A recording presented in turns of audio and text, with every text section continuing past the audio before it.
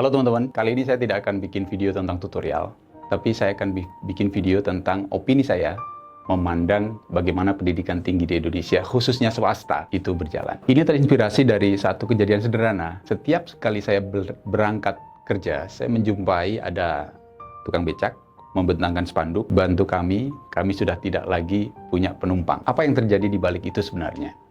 Mereka adalah orang-orang yang tidak mampu untuk beradaptasi dengan perubahan yang ada. Kita lihat 2014-2015 mulai booming tentang aplikasi ojek online. Yang itu mengganti semua proses tentang bagaimana cara orang untuk bertransportasi. Mereka adalah contoh orang-orang yang tidak bisa beradaptasi sehingga mereka harus switch, menyerah dengan cara mereka meminta di pinggir jalan. Kondisi seperti itu, saya yakin tidak hanya terjadi di bidang transportasi.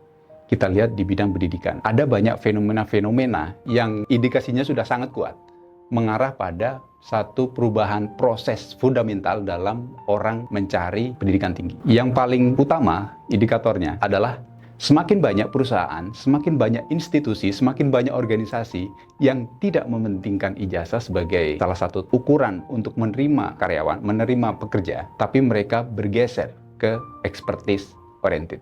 Jadi yang diutamakan adalah kompetensi mereka, tidak memandang dari mana dia berasal, tidak memandang ijazah dia apa, dan tidak memandang bagaimana lulusan dia secara legal di dalam ijazah. Kita lihat banyak diasporanya, orang pendidikan dia jadi content creator, orang hukum dia jadi video editor, dan sebagainya. Ketidakcocokan antara lulusan dengan di mana dia bekerja sekarang, itu menjadi indikator bahwa ijazah tidak satu-satunya hal yang menentukan orang untuk bekerja. Indikator yang lain kita bisa lihat, ada banyak sekali universitas-universitas yang sudah hebat, universitas top dunia, mereka membuka satu kursus-kursus yang singkat tentang pengembangan skill tertentu. Misalnya nih, ada pengembangan data science, kursus singkat tentang pengembangan user interface design, kursus singkat tentang SEO, kursus singkat tentang gimana caranya mengelola keuangan perusahaan, dan sebagainya.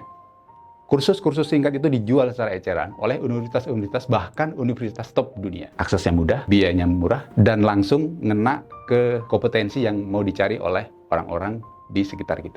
Bandingkan nih, dengan orang yang kuliah di pendidikan tinggi, mereka harus menempuh sekitar 4 tahun, dan belum tentu kompetensi mereka bagus. Kita lihat dampaknya terhadap pendidikan tinggi di Indonesia, khususnya swasta. Kalau kita lihat data, tahun 2023 ada 30-an universitas swasta ditutup oleh pemerintah. Di tahun 2024 ada sekitar 80 universitas swasta yang terancam ditutup. 2025 saya nggak tahu, datanya belum keluar.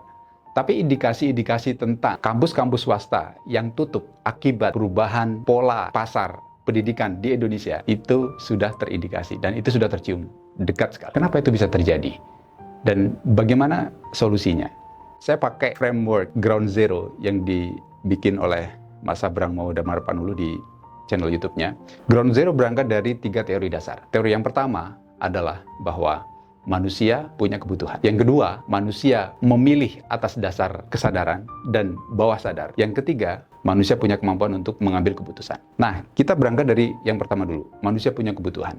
Apa yang mendasari orang-orang masuk ke pendidikan tinggi? Kalau kita lihat riset, ada 3 motif utama orang itu mengambil perguruan tinggi atau menempuh pendidikan tinggi. Yang pertama adalah motif ekonomi, dan ini yang paling dominan. Ingin dapat kesempatan kerja, ingin gajinya lebih banyak, dan lain sebagainya. Yang kedua adalah personal growth. Intinya adalah mereka pengen skillnya itu bertambah. Yang ketiga, nurutin orang tua. 1 dan 2, motif ekonomi dan motif personal growth, dia membutuhkan satu hal yang kunci, yaitu pengembangan pengetahuan dan pengembangan keterampilan. Yang ketiga kita skip dulu. Jadi kita fokus pada kebutuhan yang kedua ini. Orang memilih untuk menempuh perguruan tinggi atau pendidikan tinggi itu didasarkan atas pengembangan kompetensi. Entah ujungnya nanti di personal growth atau mereka ingin mendapatkan motif ekonomi, intinya mereka membutuhkan pengembangan kemampuan mereka dalam pengetahuan dan keterampilan. Nah, itu kebutuhan dasar mereka. Kalau kebutuhan dasar itu sudah dipenuhi dengan banyaknya kursus-kursus singkat, banyaknya akses ke pendidikan, pengembangan pengetahuan dan skill yang cepat, murah, dan mudah, pertanyaannya, ngapain mereka kuliah? Pertanyaannya, ngapain mereka susah-susah menempuh 4 tahun kuliah kalau ada alternatif yang lebih efisien untuk pengembangan skill dan pengetahuan mereka? fakta tentang banyaknya program-program pengembangan keterampilan dan pengembangan skill yang murah, mudah, dapat dijangkau, sangat efisien, apalagi dengan perkembangan AI yang sekarang sudah sangat eksponensial perkembangannya. Cara orang untuk mengembangkan pengetahuan dan keterampilan itu akan sama sekali berubah jika kampus-kampus itu tidak merubah cara untuk bagaimana mereka mentransfer pengetahuan atau bagaimana mereka memberikan layanan tentang gimana caranya mahasiswa pinter cepat, skillnya bertambah dengan cepat. Maka ini adalah ancaman yang serius bagi kampus-kampus swasta.